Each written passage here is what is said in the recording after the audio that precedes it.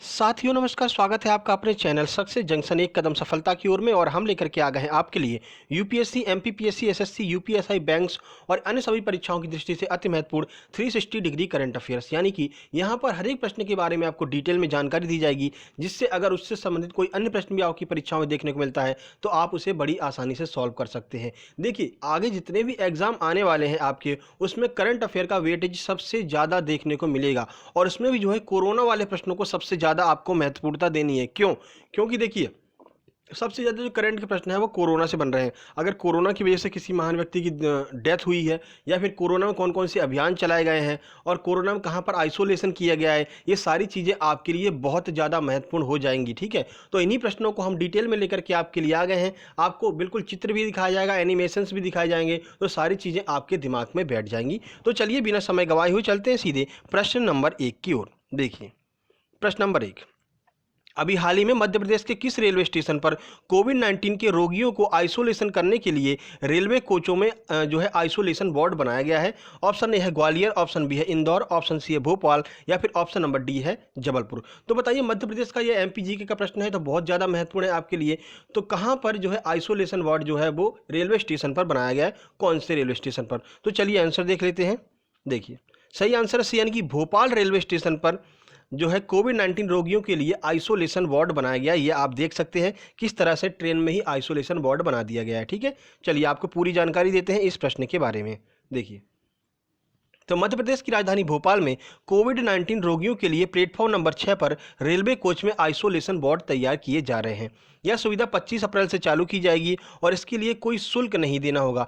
प्रत्येक कोच में 9 केबिन होंगे, जिनमें से 8 कोविड-19 मरीजों के लिए होंगे और एक केबिन जो है वो किसके लिए? पैरामेडिकल स्टाफ के लिए होगा। देखिए, मान लीजिए आपके घर में 2 कमरे हैं और किसी को कोविड-19 हो गया। अब क्या है, एक कमरे में तो उसको आइसोलेट कर दिया जाएगा, तो बाकी एक कमरे में कैसे लोग रहेंगे? ठीक है, इस वजह से जो है भोपाल जो रेलवे स्टेशन परिसर है, तो वहाँ पर बोला गया है कि आपके लिए जो है एक जो ट्रेन है उसको ही यहाँ पर कोविड-19 आइसोलेशन वार्ड में बदल दिया गया है। तो ऐसे जो भी रोगी हो वो आकर के अपना रजिस्ट्रेशन करा सकता है और ट्रेन में रह सकता है जब तक के लिए उसे आइसोलेट किया गया है। तो 8 केबिन जो है वो स्पेशली किसके लिए होंगे? कोविड-19 रोगियों के लिए होंगे, और एक केबिन में हमेशा पैरामेडिकल स्टाफ यानी कि डॉक्टर्स वगैरह उपलब्ध रहेंगे। ठीक है, चलिए आगे बढ़ते हैं, अगले प्रश्न की ओर चलते हैं। देखिए, किस राज्य में देश का सबसे ऊंचाई पर स्थित क्रिकेट स्टेडियम बनाया जा रहा है? यह भी बहुत ज़्यादा महत्वपूर्ण प्रश्न है। Option A Himachal Pradesh, option B है उत्तराखंड, ऑप्शन सी उत्तर प्रदेश, या फिर ऑप्शन नंबर डी है मणिपुर। चलिए आंसर देख लेते हैं। सही आंसर है ए, यानी कि हिमाचल प्रदेश में देश का सबसे ऊंचाई पर स्थित क्रिकेट स्टेडियम बनाया जा रहा है। आइए देखते हैं कैसा देखिए, दिखने में ऐसा लगता है अभी स्टार्टिंग की जा रही है, बनाया जा रहा है। ठीक है, तो आपके लिए महत्वपूर्ण है। चलिए देखते हैं इसके बारे में कुछ जानकारी।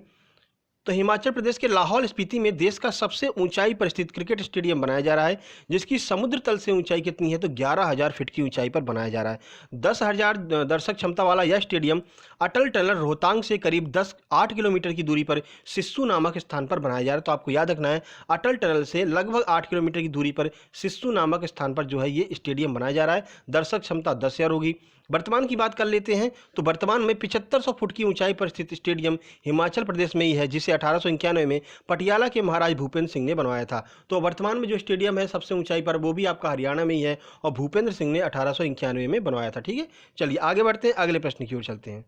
देखिए, SpO2 ऑक्सीजन वितरण प्रणाली किस संगठन के द्वारा प्रारंभ किया गया है? तो एक SpO2 ऑक्सीजन वितरण प्रणाली यहाँ पर चालू की गई है, तो किस संगठन ने? देखिए, ऐसे वाले प्रश्न जो है वो आपके लिए बहुत ज़्यादा महत्वपूर्ण होंगे।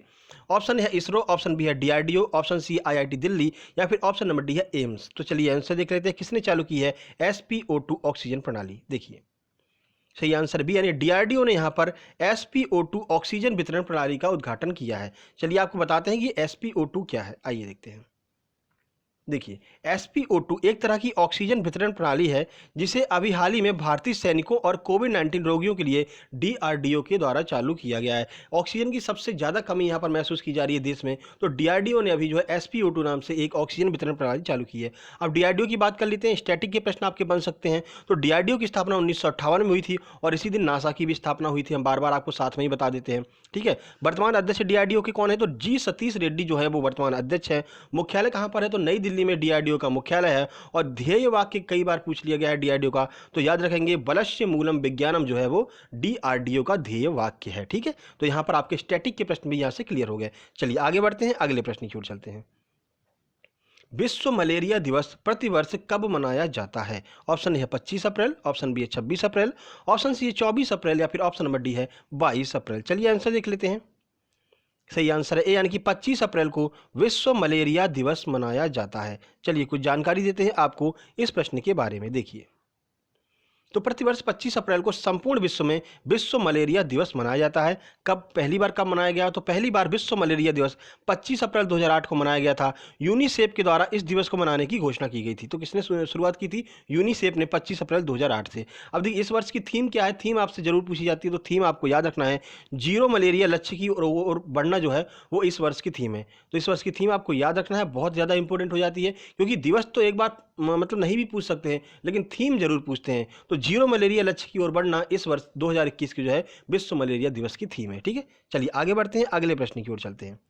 देखिए प्रश्न नंबर 5 है, 24 अप्रैल 2021 को किस देश ने घोषणा की कि कोविड-19 के बढ़ते प्रसार की वजह से वह भारत के यात्रियों पर प्रतिबंध लगाएगा, यानी कि भारत के यात्री अब उस देश में नहीं जा सकते हैं? ऑप्शन है ईरान, ऑप्शन बी है सीरिया, ऑप्शन सी है इजराइल या फिर ऑप्शन नंबर डी है ओमान। चलिए आंसर देख लेते हैं। सही आंसर ए, यानी कि ईरान ने यहाँ पर प्रतिबंध लगा दिया है कोविड-19 की वजह से कि जो भी भारत के यात्री होंगे वो अब ईरान में एंट्री नहीं कर सकते। मतलब बहुत से लोग यहाँ पर बैन कर रहे हैं, जैसे कि अभी ब्रिटेन ने भी कर दिया था, जापान ने भी कर दिया था और ईरान ने भी कर दिया। मोदी जी कह रहे चलो ठीक है बेटा, तुम्हें काम तो हमसे ही लगेगा, आगे चल के तब बताएंगे तुम्हें, ठीक है, अभी शांति से बैठे हैं, कोई दिक्कत नहीं है। चलिए देखिए, तो ईरान ने 24 अप्रैल 2021 को घोषणा की है कि वह देश में कोविड-19 के प्रसार को रोकने के लिए भारत और पाकिस्तान के नागरिकों के आवागमन पर प्रतिबंध लगाएगा। तो भारत और पाकिस्तान दोनों के नागरिकों के आवागमन पर यहाँ पर प्रतिबंध लगा दिया ईरान ने। चलिए ईरान की बात कर लेते हैं, स्टैटिक के प्रश्न ईरान से बनेंगे। तो ईरान की राजधानी क्या है? तेहरान जो है वो ईरान की राजधानी है। मुद्रा है ईरानी रियाल, और राष्ट्रपति कौन है वहाँ के? तो हसन रूहानी जो है वो वर्तमान में ईरान के राष्ट्रपति हैं। ठीक है, चलिए आगे बढ़ते हैं। देखिए, भारत और फ्रांसीसी नौसेना अभ्यास वरुण 2021 का कौन सा संस्करण अरब सागर में आयोजित किया जा रहा है? और जो भी यहाँ पर आपके युद्ध अभ्यास होते हैं उन युद्ध अभ्यास का नाम और जो उनका कौन से नंबर का युद्ध अभ्यास हो रहा है वो भी आपके लिए महत्वपूर्ण हो जाता है। ठीक है, ऑप्शन ए 17वां, ऑप्शन बी 18वां, ऑप्शन सी 19वां या फिर ऑप्शन नंबर डी है 21वां। चलिए आंसर देखते हैं। सही आंसर सी, यानी कि 19वां यहाँ पर संस्करण आयोजित किया जा रहा है भारत और फ्रांसीसी नौसेना के मध्य में, जो है वरुण 2021 के नाम से। ठीक है, चलिए ये देखिए यहाँ पर भारतीय नौसेना का जो है जहाज भी जा रहा है। चलिए इस प्रश्न के बारे में आपको जानकारी देते हैं। देखिए, भारत और फ्रांसीसी नौसेना के मध्य एक द्विपक्षीय अभ्यास यूएन वरुणा 2021 का 19वां संस्करण 25 अप्रैल 2021 को अरब सागर में आयोजित किया जा रहा है। ठीक है, इस 3 दिवसीय जो अभ्यास है इसका समापन कब होगा? तो 27 अप्रैल 2021 को इसका समापन हो जाएगा।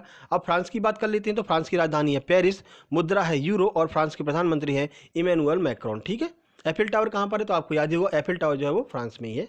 चलिए आगे बढ़ते हैं। किस देश ने 10 महीनों में पहली बार कोविड-19 से संबंधित शून्य मृत्यु दर्ज की है, यानी कि कोविड-19 से लगभग पूरी तरह से मुक्त हो चुका है? कौन सा देश है? ऑप्शन है इजराइल, ऑप्शन बी है यमन, ऑप्शन सी है थाईलैंड या फिर ऑप्शन नंबर डी है इंडोनेशिया। और इस पर आप स्टार लगा लीजिए, ये प्रश्न आपकी परीक्षा में बनेगा ही बनेगा। चलिए देखते हैं।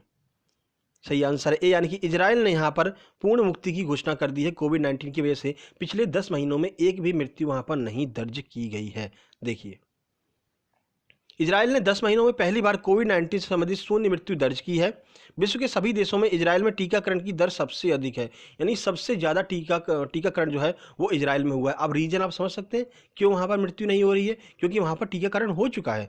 24 अप्रैल 2021 तक जो इजराइल है इसकी कुल आबादी के 53% को वैक्सीन की 2 खुराक मिल चुकी है, यानी कि दूसरी खुराक भी लग चुकी है 53%, यानी एक बार तो खुराक सबको लग चुकी है 100%, उसके बाद जो है 53% लोगों को दूसरी खुराक भी मिल चुकी है। इस वजह से वहाँ पर एक भी डेथ नहीं हुई है पिछले 10 महीनों में कोविड-19 की वजह से। ठीक है, वहाँ के नागरिक भी अच्छे हैं, वो मतलब हर एक नियम और कायदे कानून को मानते हैं। ठीक है, यही वजह है कि वहाँ पर जो है सब कुछ ठीक ठाक चल रहा है। प्रश्न नंबर 8, अभी हाल ही में किसने सबसे कम उम्र की माइक्रोसॉफ्ट प्रमाणित पेशेवर बनकर के इतिहास रच दिया है? ऑप्शन है अलीना मलिक, ऑप्शन बी है आरिस फातिमा, ऑप्शन सी है हिना शेख या फिर ऑप्शन नंबर डी है इनमें से कोई नहीं। तो कौन यहाँ पर सबसे कम उम्र की माइक्रोसॉफ्ट प्रमाणित जो प्रोफेशनल बन गई है? आइए देखते हैं।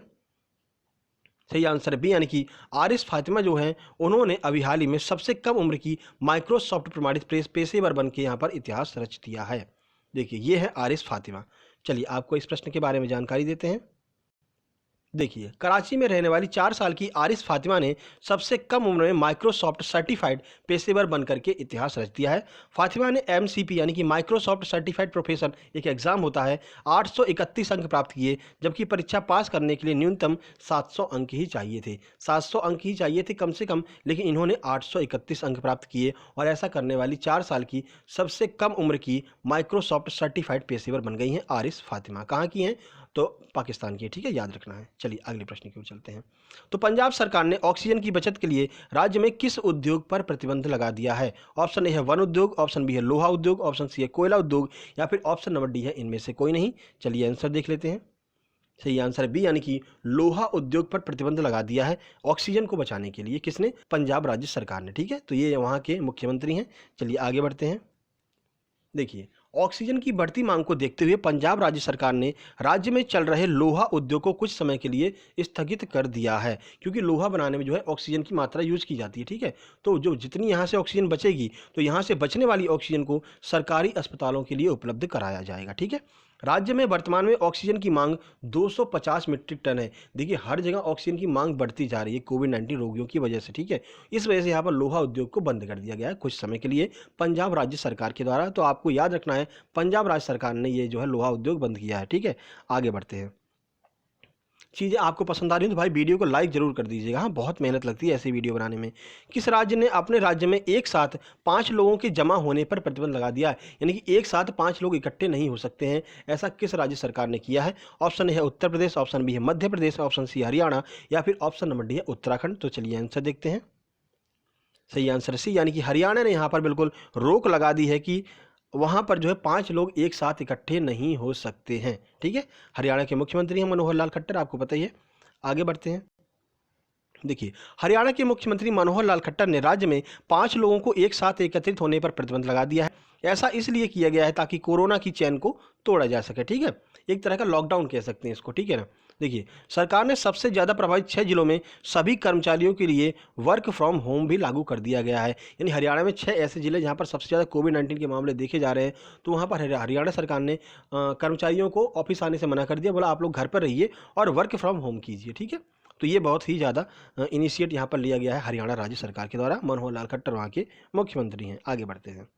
तो देखिए, ये 10 महत्वपूर्ण प्रश्न थे जो आपकी परीक्षाओं के लिए अति महत्वपूर्ण थे। अब रोज़ हम आपसे एक प्रश्न पूछते हैं, जो भी प्रश्न का आंसर देता है उसका नाम कुछ इस तरह कमेंट बॉक्स में लिया जाता है। तो कल के प्रश्न का सही आंसर है मुंबई इंडियंस। हमने आपसे पूछा था 2020 का आईपीएल किसने जीता था, ठीक है। चलिए देखते हैं किस किसने आंसर दिया है। तो नुपुर जरौरिया ने यहाँ पर पूरा बहुत अच्छी जानकारी दी है, बहुत कुछ बताया यहाँ पर मुंबई इंडियंस के बारे में। उसके बाद यहाँ पर कान्हा त्रिपाठी ने मुंबई इंडियंस बताया है। उसके बाद में शैलेंद्र चौहान ने यहाँ पर शैलेंद्र चौधरी ने बहुत अच्छा यहाँ पर जानकारी दी है कि मुंबई इंडियंस जो है 14वां आईपीएल एडिशन जो है जो अब चालू हो गया है और 13वां मुंबई इंडियन ने जीता था। उसके बाद देव शर्मा ने बहुत सही जानकारी यहाँ पर दी है, मुंबई ने दिल्ली को हरा करके आईपीएल 2020 का खिताब जीता था। तो देखिए, रोज़ हम आपसे प्रश्न पूछते हैं और आपको प्रश्न का आंसर देना चाहिए। अगर आप एक बार कमेंट बॉक्स में प्रश्न का आंसर लिख देते हैं तो वो फिर आपके दिमाग में हमेशा के लिए फीड हो जाता है। देखिए, आज के प्रश्न की बात कर लेते हैं।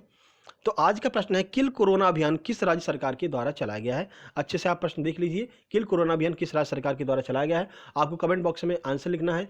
आप गूगल से सर्च कीजिए, कहीं से भी सर्च कीजिए, जितनी ज़्यादा जानकारी मिल सके उतनी ज़्यादा जानकारी लिखिए, क्योंकि जितनी ज़्यादा जानकारी आप एक बार टाइप करेंगे उतना अच्छा रहेगा आपके लिए, उतनी चीज़ें आपके दिमाग में हमेशा के लिए बैठ जाएंगी, ठीक है। और ये वीडियो अगर पसंद आए तो वीडियो को लाइक कीजिए, दोस्तों के पास शेयर कीजिए और चैनल को सब्सक्राइब करके नोटिफिकेशन बेल दबा लीजिए अगर आप चैनल पर पहली बार आए हैं। साथ ही साथ में आपको बता दें कि हम रोज़ 12:30 बजे जो है वो एमपीपीएससी वालों के लिए प्रैक्टिस सेट लेकर के आते हैं हर एक यूनिट का जो है। तो कल हम यूनिट शायद 7 लेकर के आए थे, है ना, खाद्य प्रसंस्करण करके लेकर के आए थे। उससे पहले हम भूगोल की लेकर के आए थे, ज्योग्राफी। उससे पहले हम राज्य व्यवस्था की लेकर के आए थे और आज भी हम आपके लिए एक प्रैक्टिस सेट लेकर के आने वाले हैं। तो 12:30 बजे मिलते हैं एक नई वीडियो के साथ में। तब तक के लिए नमस्कार, धन्यवाद।